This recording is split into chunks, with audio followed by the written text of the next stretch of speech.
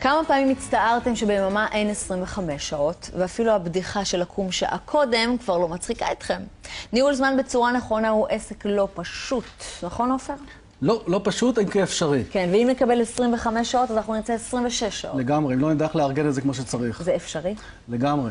אז למה אף פעם אין לנו מספיק זמן?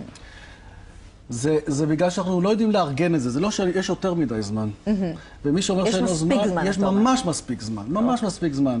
אז בעיה אצלנו. העניין הוא איך אנחנו מארגנים את זה ואיך מתעדפים את זה. את יודעת, ודאי מכירה את הסיפור על אותו מרצה שמגיע בהרצאה על ניהול זמן, ושם קנקן, ומכניס אבנים, ושואל אם יש מקום לעוד משהו, ואומרים לו שלא, ואז הוא שופך חצץ, וזה מחלחל, ואז שואל אם יש מקום, אומרים לו לא, ואז הוא לוקח חול ומחלחל, ואז שואל אם יש מקום, הוא אומר בוודאי שלא, ואז הוא שופך מים. ואז הוא שואל מה המוסר השכל, אז אומרים לו, תמיד שנדמה לך שאין זמן, יש עוד זמן. אז הוא אומר, זה נכון, אבל זה לא המוסר השכל המרכזי. מה המוסר השכל? המוסר השכל המרכזי, שאם הוא לא היה מכניס קודם את האבנים הגדולות, לא היה מקום לכל השאר. והאבנים הגדולות אלה הדברים שהם באמת יותר משמעותיים ויותר חשובים לנו בחיים, שבדרך כלל על זה שאותם לא הספקנו אנחנו מצטערים. עכשיו זה יכול להיות גם בחיים הפרטיים, זה יכול להיות גם בעבודה, שאנחנו לא מספיקים. ואני חושב שאחד הדברים הראשונים זה שאנשים לא מקבלים החלטה מהם הדברים החשובים באמת בעבודה או בחיים הפרטיים שהם רוצים שיהיה להם זמן בשבילם. הסדר עדיפויות, כי הכל נראה חשוב, נורא חשוב להגיע, לעשות דברים, ללכת לקניות, לקחת את הילדים, להגיש את העבודה או לעשות את מה שצריך, לענות על מיילים, הכל חשוב. לא הכל חשוב. יש חשוב ויש דחוף. חשוב זה להיות עם המשפחה. מה יותר חשוב, החשוב או הדחוף? החשוב. החשוב יותר חשוב. הוא חשוב, והדחוף יותר דחוף. וצריך לדעת איך לתמרן עם זה. כי מה שקורה, אנשים אומרים, אנחנו לא מספיק לעשות חדר כושר, לא הספקנו להכין את הסרט בת מצווה לבת שלי, זה הגיע פתאום, כאילו זה הפתעה, או לא הכנו תוכניות עבודה. כי ידענו הרי לפני 12 שנים שהיא תגיע לבת מצווה, היה מספיק זמן. אבל לא הכנו תוכניות עבודה, לא הספקנו לפגש עם הלקוח. אבל מה העניין? העניין הוא שאתה צריך לקחת, קודם כל לקבוע לעצמך מה חשוב לך בחיים או בעבודה. דבר אחד. דבר שני, לקחת את כל מה שאתה עושה, כמו הדברים היותר משמעותיים, כמו ללכת לקניות, לענות למיילים, לעשות רשימה. תעשה רשימה, תתעדף אותם.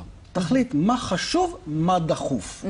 ולפי זה תתחיל עכשיו לכוון את הדברים. זאת אומרת שמה שחשוב, בדרך כלל גם צריך לתת לו יותר זמן. מה שדחוף, צריך לטפל בו כרגע. מה שחשוב, לא חייבים לעשות את זה כרגע, ולא לדחות את זה. אני אגיד לך מה הבעיה שאני הרבה פעמים מתמודדת איתה, ועדיין לא הצלחתי לפתור אותה, אגב. כן. אני עושה רשימה, ואני אומרת, אוקיי, אני ב8, נגיד, אני צריכה להיות פה, עד 9, ואז אני קובעת ב9, יש לי עוד פגישה עד 10. אז הכל מתוזמן, רק שלא לקחתי את הזמני הגעה מהפגישה הזו לפגישה ההיא. זה אומר שאחרי שתיעדפת את המשימות, לא הקצת אותם נכון. צריך לתת מרווחים שם. עשית back to back. back to back. זה אומר, פגישה נגמרת, פגישה מתחילה, איפה הזמן של דיחוי, איפה הזמן של הנסיעה. זה כבר בשלב הבא שבו אני מקצה. כי אחרי שאני מיפיתי את הדברים, ואני יודע, הרי, כמו שאת אמרת, מה, הוא לא ידע שיש בת מצווה לבת שלו? אתה יודע שהבת מצווה היא בספטמבר? שים לעצמך חודש קודם, הסרט מוכן. חודש לפני. לא לחכות לרגע האחרון. שים את זה ביומן. אבל בבת מצווה ידעתי, מה עם דברים שאני לא יודעת? יש פקק בדרך. מעולה. קרה איזשהו משהו. מעולה. את יודעת משהו? אני עבדתי עם איזושהי חברה, עשיתי שם הרבה מאוד עבודה עם נושא של ניהול זמן. מה הם אמרו לי? כל יום יש לנו בלת"מים של שעתיים. כל יום בלת"ם של שעתיים. מה הסתבר? הבלת"ם כבר ידוע מראש. כלומר, הם יודעים שכל יום שעתיים הם צריכים להקדיש לעשות דברים אחרים. אז למה אתם קובעים? לא התייחסו לבלת"ם.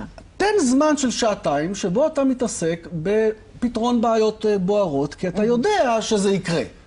דבר אחד. דבר שני, זה שיש שיטתיות בבלת"מים. זאת אומרת, מה שמסתבר גם בחיים הפרטיים שלנו, גם אז זה כבר לא כזה בלת"ם, אם זה משהו שהוא קבוע. נכון, אפשר לפתור את זה. למשל פקקים, את אומרת שיש פקקים.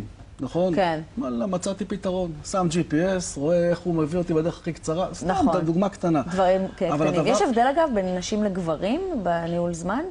מי יותר טוב בזה? אני חושב שזה, בהרבה דברים יש הבדל. כי אנחנו יותר יעילות, אני יכולה להגיד לך. אתם הרבה יותר מוצלחות בכל דבר. תודה. אמיתי. יחד עם זאת, אני חייב להגיד שזה מאוד אישי, מאוד אינדיבידואלי. והדבר היפה שאפשר ללמוד את זה. כי באמת אתה יכול להתנהל בצורה מבורדקת, ואתה פתאום יכול להתחיל לשים דברים חשובים ביומן קדימה, לגזור אחורה. אתה יכול לבנות שלד שבועי. למשל, אנשים אומרים, אין לי זמן לעשות כושר. זה רע. כן. ואני מאמין שצריך לעשות ספורט. אין לי זמן, אבל זה חשוב. מאוד חשוב. זה חשוב, זה צריך להיות ברשימת החשוב, החשוב הוא בא לפני הדחוף. נכון, יודעת מה הבעיה עם החשוב שלא מטפלים בו? מה? הוא הופך להיות חשוב ודחוף. כן, זה, לך תתמודד עם זה. כי אז מה שקורה, שבגלל שהוא לא עשה ספורט ולא שמר על עצמו, עכשיו הוא בית חולים. ואז זה חשוב ודחוף, אבל איפה הייתי כל הזמן? כן. אז מה שצריך לעשות זה לעשות שלד שבועי. שלד שבועי אומר, אני כל יום שלישי וחמישי... ממש, לעשות לוח. לגמרי. אתה יודע, הייתי בתפקיד בכיר, אני אמרתי לבוס שלי, תשמע, בשעה 4 אחרי הצהריים, כל יום שני אני עם הבת שלי. כן. אין, תלוי תקווה ישיבה. והוא יודע על זה מראש ואין פה בכלל מה... הוא לא מופתע. הוא ניסה לשחק איתי עם זה. כן. אני רוצה להגיד לך, 5 שנים, 5 פעמים חרגתי, פעם בשנה. באמת? כי זה היה חשוב. זה מעולה. תקשיב, אתה מלמד אותי פה ניהול זמן ואני חייבת פה לנהל את הזמנים ואני חייבת להמשיך הלאה. אוקיי. כן, תודה רבה. תודה רבה לך. תודה רבה. כן, הנה, אני עומדת בזמנים.